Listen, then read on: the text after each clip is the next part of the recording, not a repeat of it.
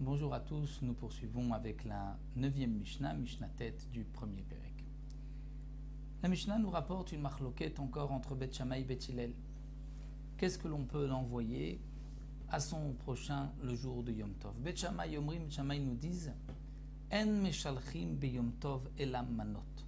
On ne peut envoyer à son ami, à son prochain le jour de Yom Tov que manot, c'est-à-dire que des parts, des plats qui sont prêts à être mangés et qu'on ne va pas laisser pour le lendemain. Comme un morceau de viande, un morceau de poisson, on est sûr qu'il va le manger le jour même. Ça, nous avons le droit de l'envoyer le jour de Yom Tov, mais autre chose qui pourrait être gardée pour le lendemain, on ne peut pas le jour de Yom Tov l'envoyer à son prochain. Bet Hillel disent non, Bet Hillel omrim. Meshalchim, on peut envoyer.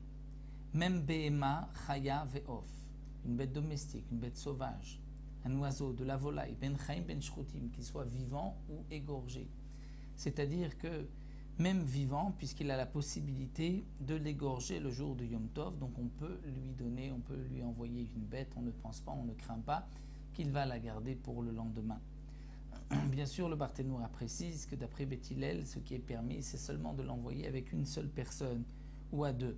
Mais à trois ou plus, là c'est interdit puisque comme il y a beaucoup de monde, même s'il a beaucoup de choses à envoyer à son prochain, envoyer un beau présent, malgré tout, ceci ressemble à un groupe qui se rend au marché pour aller vendre de la marchandise le jour de Yom Tov.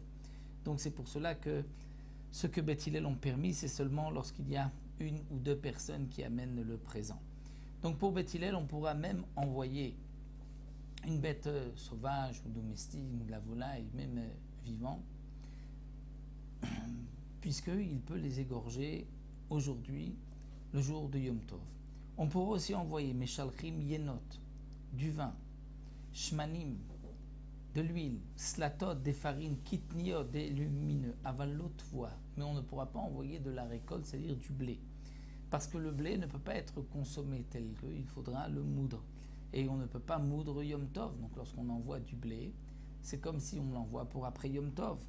Rabbi Shimon matir betvoa, mais Rabbi Shimon permet d'envoyer de la récolte parce que il peut la moudre dans une petite martéchette, c'est-à-dire une petite meule, un petit pilon, et le cuire, comme même s'il va juste le briser, le casser le blé, et ensuite en faire un plat, le manger, même s'il ne va pas en faire de la farine, puisqu'on n'a pas le droit le jour de Yom Tov, mais il peut casser le blé et ensuite le manger le jour de Yom Tov. Donc pour Rabbi Shimon, on pourra même envoyer de la récolte le jour de Yom Tov, puisque ça peut être aussi consommé le jour même. Donc de toutes les manières, nous voyons ici que l'on doit envoyer quelque chose qui peut être consommé le jour de Yom Tov, et non pas quelque chose qui va être laissé pour le lendemain ou pour plus tard.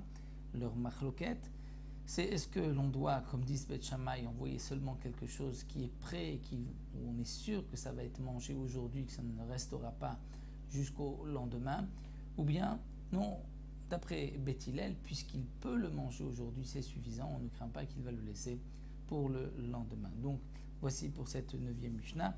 On se retrouvera avec une dernière Mishnah du premier Pérec, la 10e Mishnah, Bezrat Hashem, qui clôturera le premier Pérec donc de cette Masechet Betsa.